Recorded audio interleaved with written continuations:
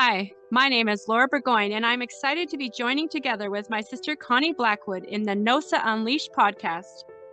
Here, we want to expose the stigma surrounding mental health issues by illuminating and discussing real-life challenges and obstacles, keeping us paralyzed and fearful to move forward.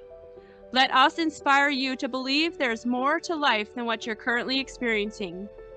You can rise from your despair and find hope for the future. It's time to end the silence, remove the stigma of mental health, and to pursue the path to purpose and fulfillment. We will do this together because no one stands alone. Welcome back to the NOSA Unleashed podcast. I'm Laura Burgoyne, joined here with my sister Connie Blackwood. And today we're going to be discussing part 2 of overcoming financial stress and overwhelm. And I'm excited about what we're going to share today because, last time on our podcast, we really delved into a lot of the reasons why we get into financial stress and overwhelm, including a lot of the negative mindsets that we have.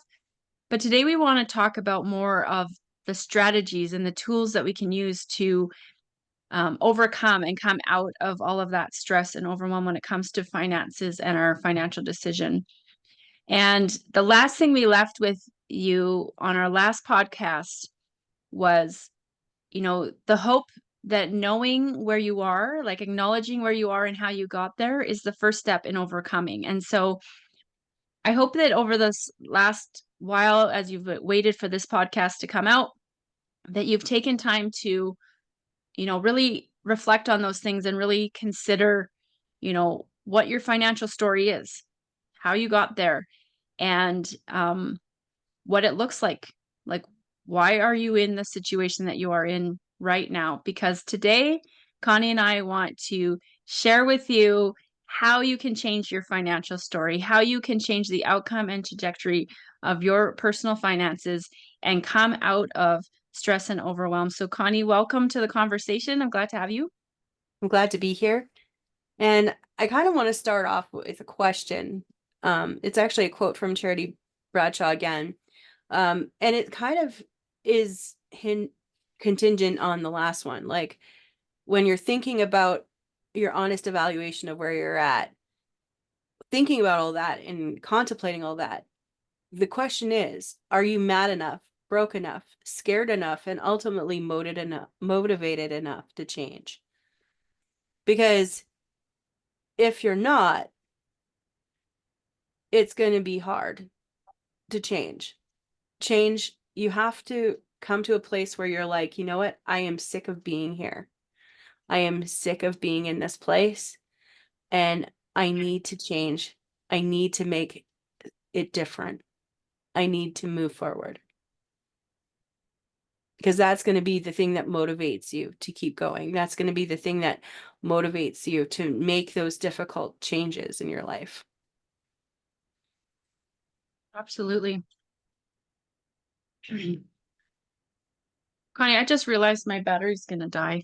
So you want to continue with the next point and I'll be right back? Okay. So there are some biblical financial principles that we wanted to share with you today, just to start us off on the right foot. So one of them is living within or below your means. And that should be obvious, but at the same time, sometimes it's not. Sometimes you're in a difficult position. And so you either need to shift what's coming in or shift what's going out. Seek out opportunities to grow your resources, steward what you have well, tithing, giving God the first of your finances, not the last, giving, obedience to God's promptings, even when it doesn't make sense, and trusting God, asking Him for what you need. Those are the basic biblical financial principles that we wanted to share with you today. Thanks, Connie. And the reason why I wanted to kind of highlight some biblical principles was, I believe, and I know that there will be some people who listen to this podcast that maybe don't necessarily believe in God, but I believe God created the earth He created the universe, he created all people. He created principles that when we are in alignment with those principles, we enter into you know, blessings, right? And incredible favor when it comes to different things. And I have personally experienced that when I've been in alignment with some biblical principles, that I have seen the good fruit that comes from that. I have seen, you know, miracles in my finances. I have seen breakthroughs come from unexpected sources. And I believe that that is because, you know, in the Bible it says if you sow you will reap, right? Like there's biblical principles, and even in our natural world there's principles, right? That when you break certain basic laws, you know, there's consequences. It's the same thing when it comes to biblical principles and biblical laws. So I wanted to just quickly highlight some of those biblical principles that if you want to be experiencing even more abundance and more freedom and um, miraculous when it comes to finances, it would be a good thing to kind of search out and start applying some biblical principles. All right. So as we move on, Connie and I really wanted to challenge everyone because last time we were kind of helping you define what your financial story looks like. You know, who are you when it comes to finances? How did you get there? What were the underlying mindsets and motivations behind some of the decisions you made to get to where you are today? And so today we want to really address how can you change your financial story from what it is and what it was to where you want it to be. And so we're just going to go over a few points. The first point I want to bring up is number one, be honest with yourself. This is the opportunity to be honest and answer this question: what is your financial story? And to discover, you know, what have been some of your money mindsets. And we covered 5 or 6 last podcast, and maybe you have more. Maybe you have different ones. Maybe you have other mindsets that we didn't cover, and that's fine. But what are those mindsets? What are the driving thoughts and motivations that you have behind your finances? And then recognizing whether or not they are covering up any wounds or unmet needs in your life, right? And I'll just use a quick example. So if, for example, you grew up and, you know, there was never enough money for food on the table, and maybe some days or some weeks you went days without food, or maybe you had to go to school and you didn't have a lunch any day, and so then you had to rely on, you know, school food programs, and that was, you know, shameful and embarrassing, right? So maybe you have some underlying motivation that you'll never be put in that position, or you'll never put your kids in that position. And so, you know, even if you find yourself in a difficult financial situation because of that unmet need that you had, you desire to um you know, get into debt or make any means possible so that you don't have that happen for your family. And another point to bring up is locate and identify where things went off course for you. You know, was it attached to an emotion? Was it attached to an event? Was there something that was a catalyst for your financial situation going off course? Can you identify current triggers that cause you to revert to financially damaging behavior? So like, you know, sometimes you can be triggered by anxiety. Sometimes you can be triggered by stress. Sometimes you can be triggered by that unmet need that Laura was talking about. And so it can trigger you to revert to what you used to do financially. Identify your excuses and eliminate them. So actually like contemplate what are your excuses? Like what do you say when you spend money that you know you shouldn't? Do a financial reality check. Are you drowning, floating, or surfing? I thought this was an interesting one because drowning, is like, you can't seem to be able to reach the top of the water no matter how hard you try. Floating is like you go up and down, but you're still like staying level with the top of the water. Or are you surfing? Are you like gliding over the top of the water? Right? Floating is even like not necessarily the place you want to be because there's times when you're under the water, there's times when you're like just above the water, and it's still like a dangerous place to be. Once that storm starts, you're going to be underwater more than you're above it. But when you're surfing, even the storm can just push you forward. And so, because you're skipping above the water. So surfing is where you want to be. So what's your reality? Where are you at?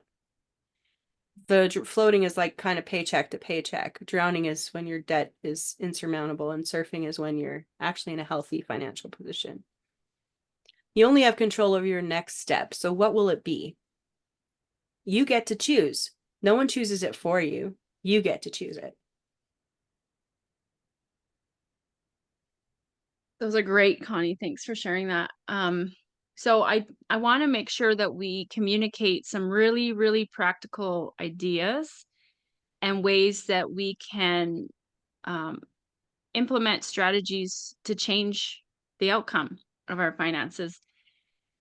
And this first one actually was interesting because as I was preparing for today, last week or the week before, my son actually came to me because growing up, like, kids, they don't necessarily have a sense of financial responsibility completely. Like I tried to give my kids some responsibility when it came to finances, but the whole understanding doesn't happen until they're older and they start having responsibility for themselves. So my son is 18. He now has his own vehicle, he has his own bills, he has all of these things, and he came to me and he said, "Mom, the prices of things are crazy and I'm spending way too much money." And he's like, "I'm going to do a financial fast." And I was like, "That's awesome, son. That's absolutely fantastic." He's like, "I'm not going to eat out. The only thing I'm going to spend money on are things that I absolutely need." And I was proud of him, right? Like he recognized where he was. He recognized that he was overspending in areas that weren't benefiting him at all. And he decided he was going to go on this financial fast. And he did pretty good on it. And I think he realized in doing that, he realized where some of his trigger points were, where some of his weaknesses were, where some of his habits were always leading him to different things, right? Because when you set out to fast something, that it actually really helps you identify the areas where you need to grow, right? So one strategy you might want to use is financial fasting, which is delaying gratification, right? And I've also done this, and to the point where, I'll be in a store and I'll be buying, like, I'll be going to buy stuff. And then all of a sudden I see something. I'm like, "Ooh, I really like that." Right. So I put it in the cart and then I ask myself, "But do you need that?" And the answer is always, "Well, no, I don't need that. So then why are you going to buy it?" And so I go through this mental, conversation with myself. And eventually I put it back on the shelf because I don't need it.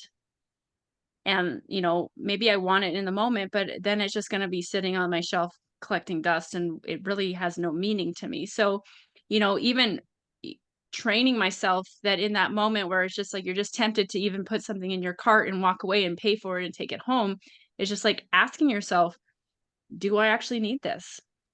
Right. And oftentimes when you delay the initial gratification, you realize, a day or 2 days or even a week later, it's like you really don't even care about that thing anymore.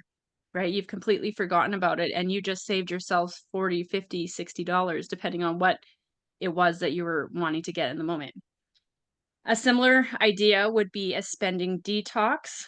Um, so, how that differs from financial fasting, in my opinion, would be more like, when you detox, it's not like you're kind of getting rid of all of the toxins, right?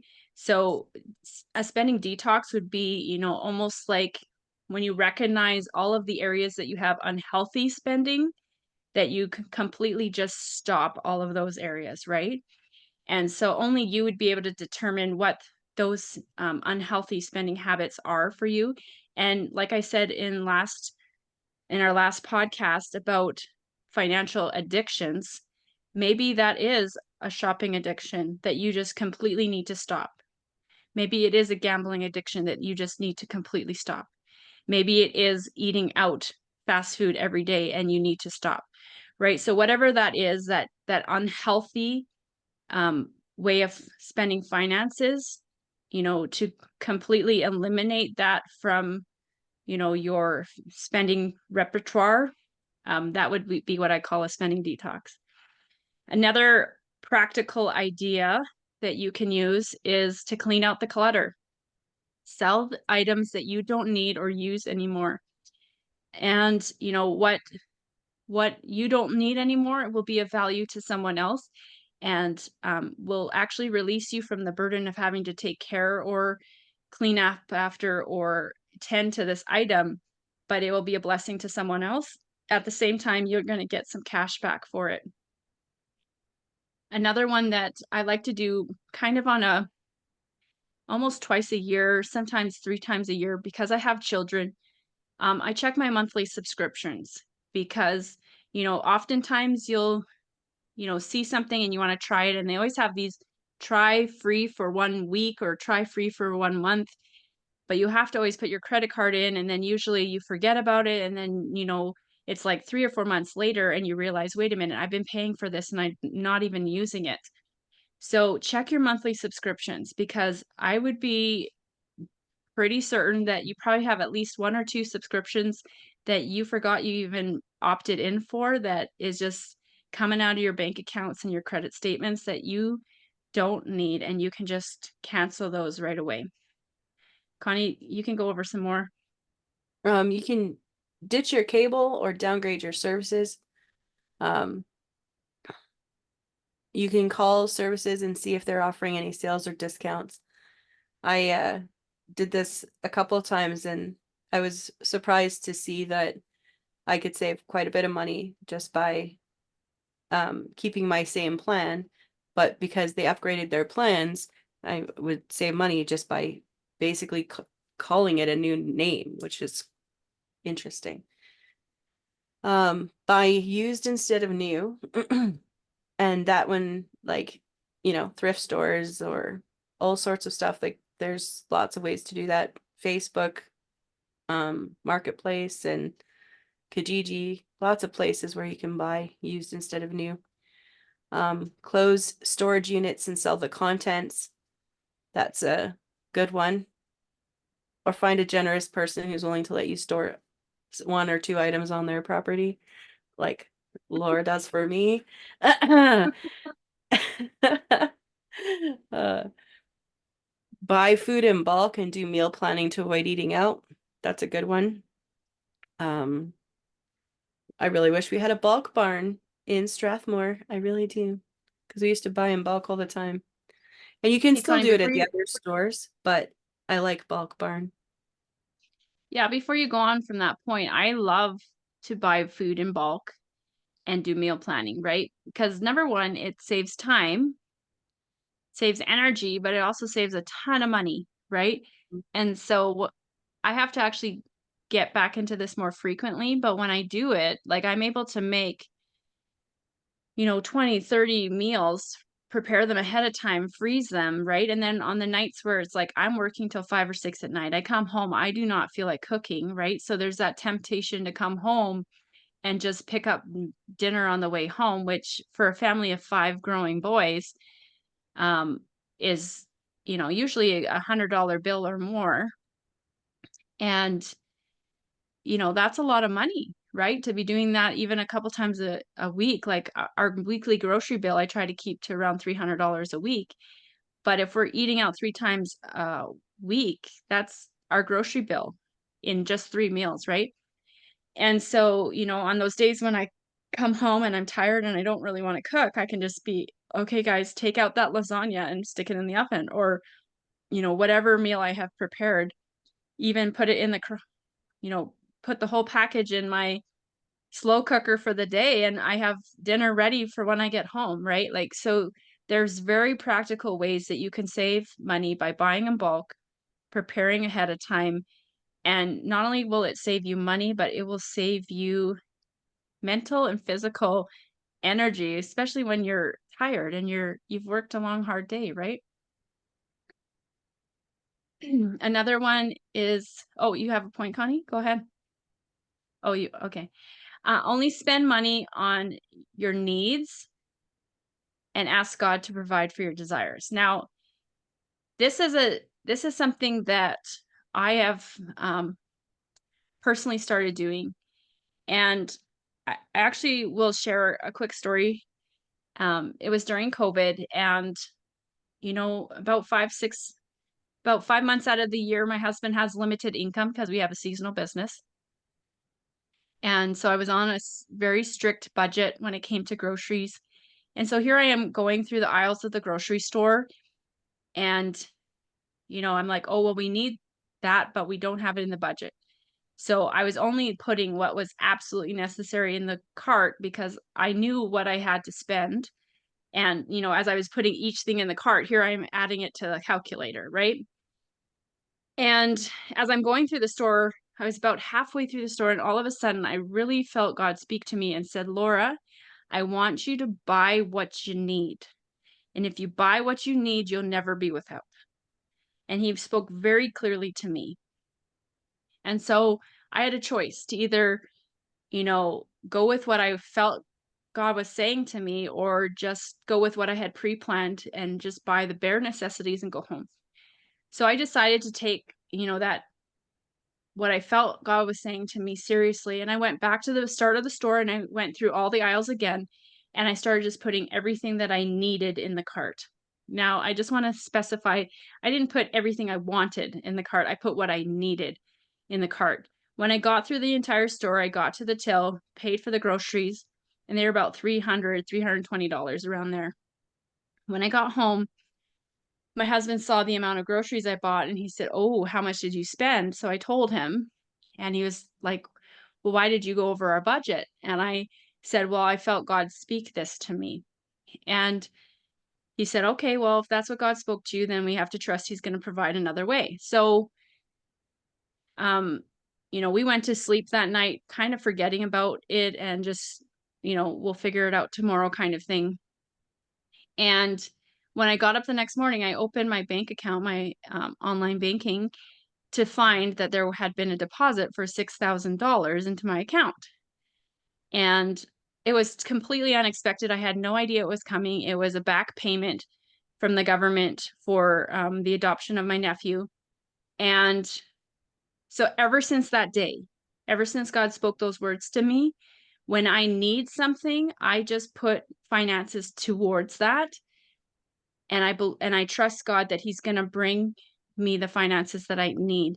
And so that's why I say only spend money on what you need, but the things that you desire, those wants, ask God for those and trust him for those, because those extra things that, I would just absolutely love. And I'll use an example. My son last summer came to me and said, "Oh, mom, I want a pool. I want a pool. I want a pool." And I was like, "No, we don't need a pool.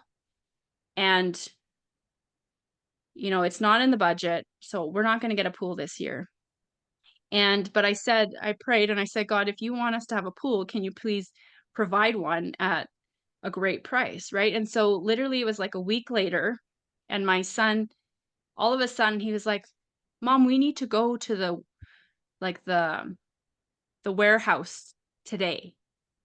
And it's like a liquidation warehouse where they get all the products from stores that don't sell, and they sell them at incredible discounts. So at first I was like, "No, I don't have time to go to the warehouse or whatnot." But I all of a sudden it was just like, "Oh, wait," I felt God saying, "No, you should go today." So we get in the car, we drive to the warehouse, and we're just walking through the warehouse. I have no idea why I'm at the warehouse. I don't need anything, I don't want anything, but I'm just walking up and down the aisles to see what they have there. And we get to the back of the store, and I guess they had just that morning gotten a shipment in, and there was these pools. And so as soon as I saw the pool, I was intrigued because my son had been wanting one so badly, but I was like determined to not buy one unless it was like an incredible price. And so we went in, we checked, and there was no prices on anything. It had just literally come off the truck. So I asked the guy, what's the price on this pool?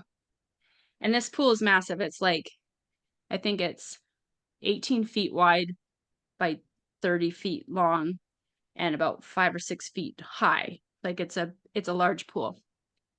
And those normally in the store go between $18 and $3,500 depending on the make. And so in my mind, I'm thinking, no, there's no way. I'm definitely not buying this today. So anyways, he comes back. Took him a while to get a price. And he came back and he said, well, um, we were gonna sell it for like $300, but if finances is an issue, we would sell it for as little as $250. And so at that point, I'm like, okay, I don't want to leave the store without this pool, but I need to get a confirmation from my husband. So I called my husband and said, hey, there's this pool. This is what's happened. And he said, for that price, yeah, take it home. So that we did. We took it home. And so that's a moment where, I was not going to go out and buy an expensive pool for my son, but I committed it to God and said, God, if you want us to have this pool, you bring a good deal. And then God prompted both my son and myself to go to the store at the right moment, right when it came off the truck, to buy this pool. And so that's what I mean by spend money on your needs, but ask God to provide your desires, because God will open up opportunities to you in ways that you would never expect otherwise.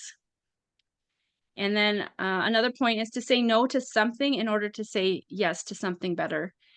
There are opportunities that we are faced with every single day of our life that we can spend money on, but not everything is beneficial or worthwhile and will have lasting benefit. And so sometimes you're just going to have to say no in order to provide for something that is much better in the future. Put a portion of your income away every month to save for emergencies. That's key.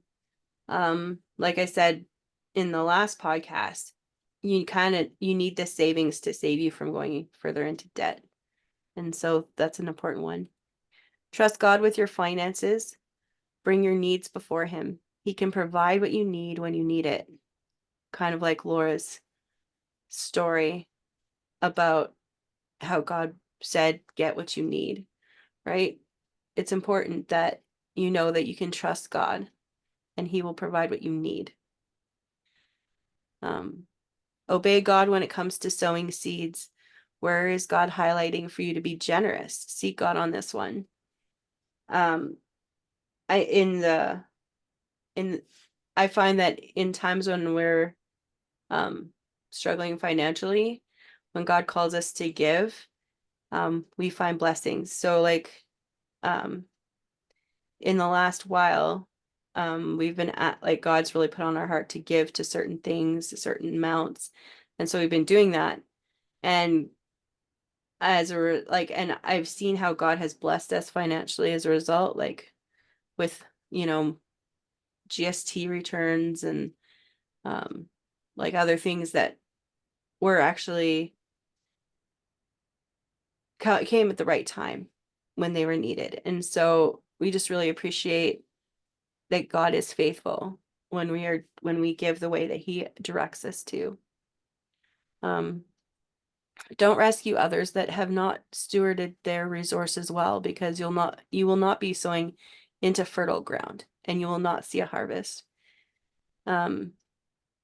There's times when you do that and they'll get this sense of entitlement, like that they deserve to be given things all the time, and it'll foster that, and they'll just keep coming back for more and more.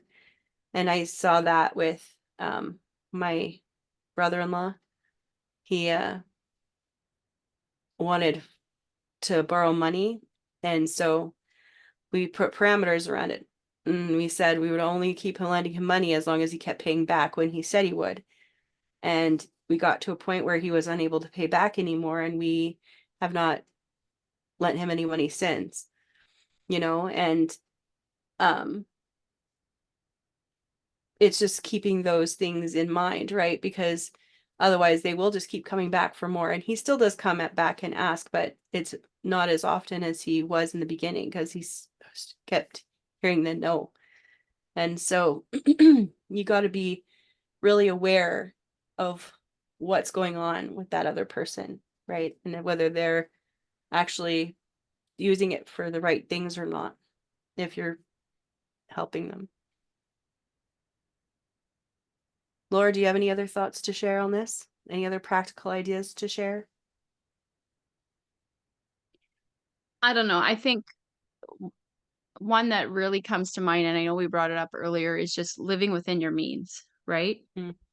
And I think that we need to be mindful of that in every season of life. So, for example, let's say, you know, you have a good job and you have a good income and you have a certain kind of lifestyle, but then all of a sudden your pay gets cut in half, or maybe you're without work for a few months. Like you have your standard of living and the way you live has to match what's coming in, right? So living within your means, being content with lots or being content with little, right? Because if you're in a season of, less financial resources, but you're living as if you had a large amount of financial resources, that's going to get you into a lot of trouble.